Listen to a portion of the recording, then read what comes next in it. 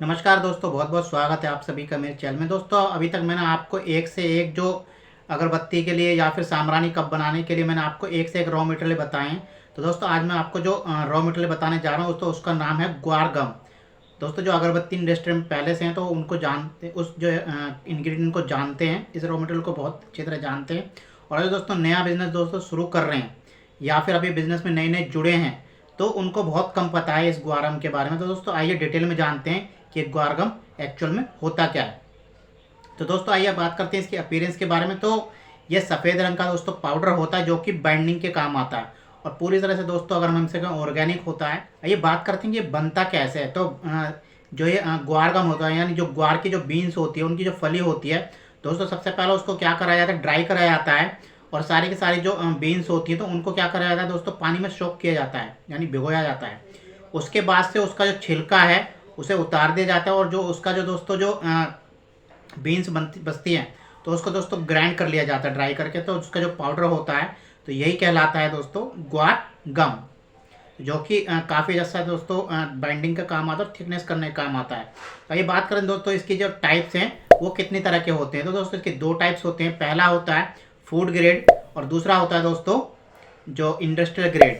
तो सारे के सारे दोस्तों जो पॉइंट है वो मैंने यहाँ पर लिख लिए हैं तो ताकि कोई भी गलती ना हो आपको बताने में। एक एक पॉइंट दोस्तों मैं आपको बताता जाऊँगा। तो दोस्तों जो फूड ग्रेड का जो होता है तो वो भी वाइट कलर का ही होता है, बस फ़र्क इसमें यह होता है कि यह जैसे फूड को थिकनेस करने के काम आता है। जैसे कि हम सूप वगैरह हो गए, जैसे कि स्टार्च वगैरह होते हैं तो सूप को थिकनेस करने का काम आता है। या फिर अगर मैं कहूँ दोस्तों फाइबर का बहुत अच्छा स्रोत होता है तो खाने का काम आता है। तो फूड ग्रेड वाला जो ग्वारगम होता है। और जो दोस्तों दूसरा वाला जो होता है इंडस्ट्रियल ग्रेड वाला जो होता है तो वो आता है दोस्तों अपने रॉ अगरबत्ती बनाने में या फिर साम्रानी कप बनाने में या फिर धूप बत्ती बनाने में। तो वो किस काम आता है दोस्तों, मैंने आपको पहले बताया कि वो आता है बाइंडिंग करने का और स्ट्रॉन्ग बाइंडर होता है। तो दोस्तों ये थे इसके दो टाइप। तो अपीयरेंस मैंने बता दी, इसको वाइट कलर का होता है। भाई बात करते हैं दोस्तों इसके एडवांटेज और जो डिसएडवांटेज के बारे में। तो जो एडवांटेज और डिसएडवांटेज दोस्तों क्या होते हैं, तो पहला दोस्तों इसका जो एडवांटेज है वह है कि स्ट्रॉन्ग बाइंडिंग एजेंट है। यानी अगर हम अगरबत्ती बना रहे हैं या फिर हम साम्रानी कप बना रहे हैं, खासकर हम गाय के गोबर से जो साम्रानी कप बनाते हैं उसमें दोस्तों क्या होता है, अक्सर हम जब उसमें मैदा लकड़ी डालते हैं या फिर जोश पाउडर डालते हैं तो क्या होता है, हमारा जो प्रीमिक्स है काफ़ी कमज़ोर रह जाता है। तो हमारे को दोस्तों क्या करना पड़ता है, इसमें एक्स्ट्रा ग्वारगम ऐड करना पड़ता है जिससे कि जो मजबूती है अपने जो साम्रानी कप के अंदर या फिर धूप बत्ती के अंदर आ जाती है। तो दोस्तों ये था इसका पहला जो एडवांटेज है।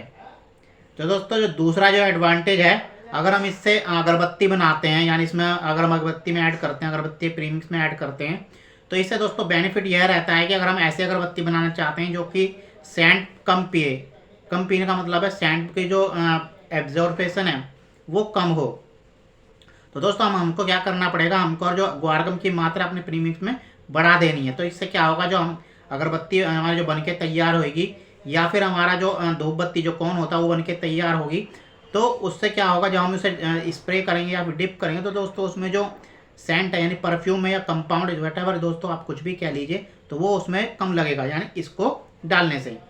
ये इसका दोस्तों दूसरा एडवांटेज था। दोस्तों जो इसका जो तीसरा एडवांटेज है वह है इंक्रीज बर्न टाइम।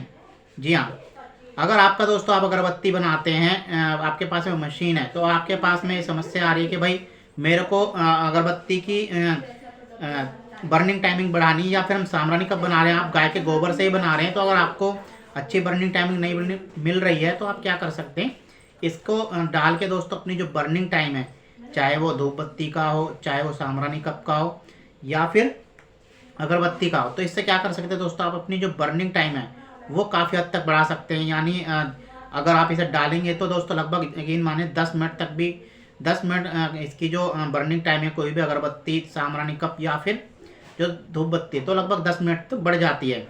तो कभी दोस्तों मेरे को फुर्सत होगा तो मैं आपको दिखाऊंगा किस तरह से इसका यूज़ किया जाता है। तो मैंने बताया आपको जो अधिकतर किस में काम आता है, जितने भी हमारे गौसेवक भाई हैं जो कि अक्सर गाय के गोबर से बनाते हैं, उसमें क्या होता है बॉन्डिंग बहुत ज़्यादा लगती है। तो आप दोस्तों ग्वारगम का भी सही तरह से इस्तेमाल करिए। आइए बात करते हैं दोस्तों जी इसके जो एडवांटेज तो मैंने आपको बता दिया, अब इसके डिसएडवांटेज के बारे में। तो डिसएडवांटेज दोस्तों इसका सबसे पहला है कि वह बहुत ज़्यादा कॉस्टली है। तो जितने भी दोस्तों जो बाइंडिंग आते हैं तो उसके तुलना में दोस्तों काफ़ी ज़्यादा कॉस्टली होता है। तो इसका दोस्तों सबसे पहला डिसएडवांटेज यही है।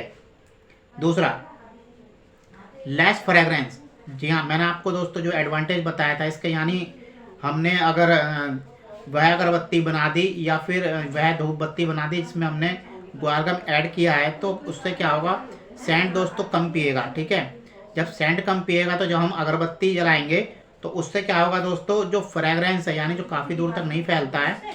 क्यों? क्योंकि जब अगरबत्ती सेंट नहीं पिएगी तो फ्रेगरेंस भी डेफिनेटली कम आएगी। तो इसका दोस्तों ये एडवांटेज भी है और डिसएडवांटेज, मतलब जो मैन्युफैक्चरर दोस्तों दोनों तरह से इसका यूज़ करते हैं। यानी जिसको अगरबत्ती कम सेंट पीने वाली बनानी है तो ये इसका यूज़ करता है, यानी अगर इसका ग्वारगम का यूज़ करता है।